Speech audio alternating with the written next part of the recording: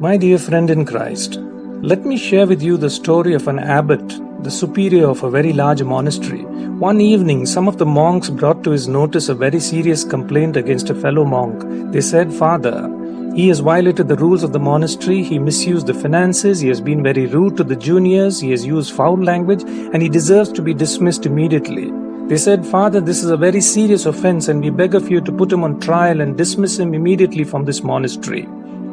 "Yes," the abbot said, "these are very serious offenses. Call in the whole assembly tomorrow morning, and I will pass my judgment."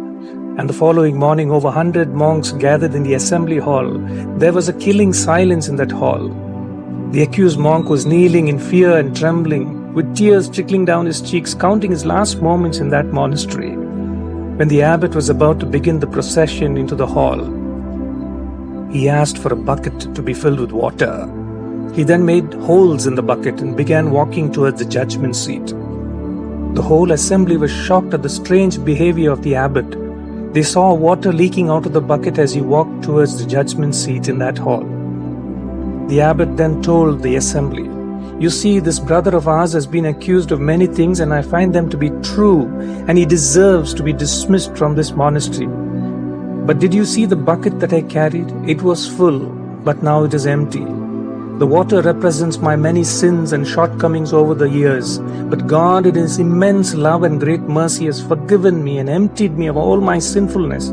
If God in His immeasurable mercy has forgiven me so much, who am I to judge this brother of mine? I forgive him as the Lord has forgiven me.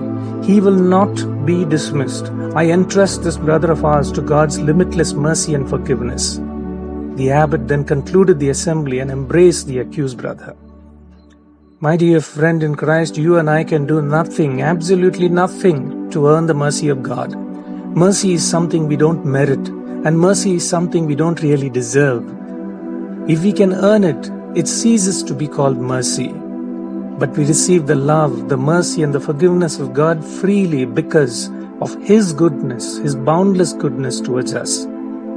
There is no sin so big that the Lord will not forgive. There is no sinner so miserable that the Lord will not embrace. The whole Bible is full of expressions of divine mercy.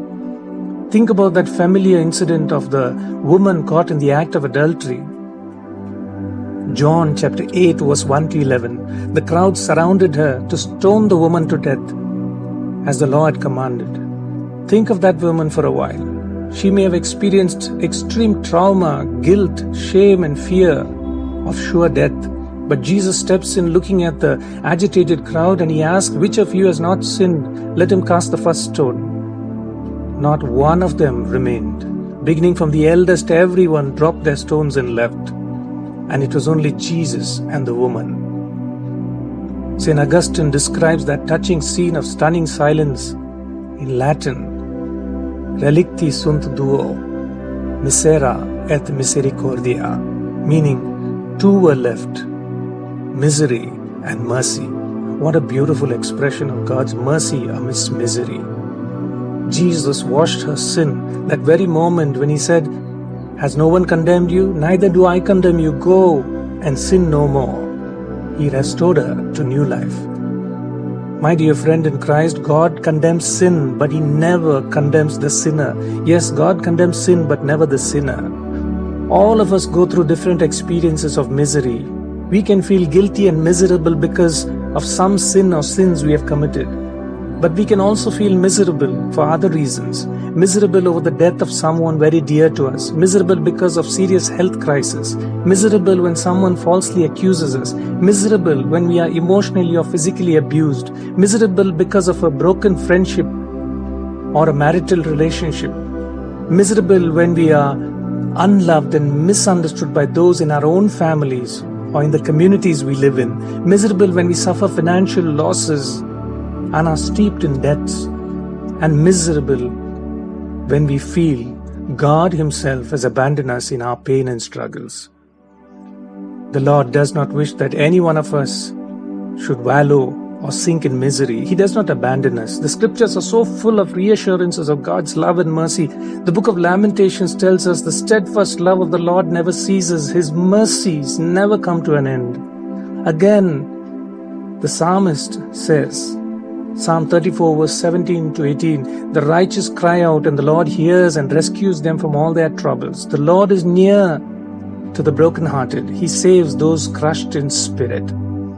So, my dear friend in Christ, don't be disheartened. The Lord is merciful and full of compassion towards you.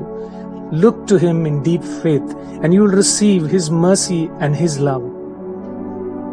It is love and mercy that the world cannot give and the world cannot take away from you. May you have a good and godly day.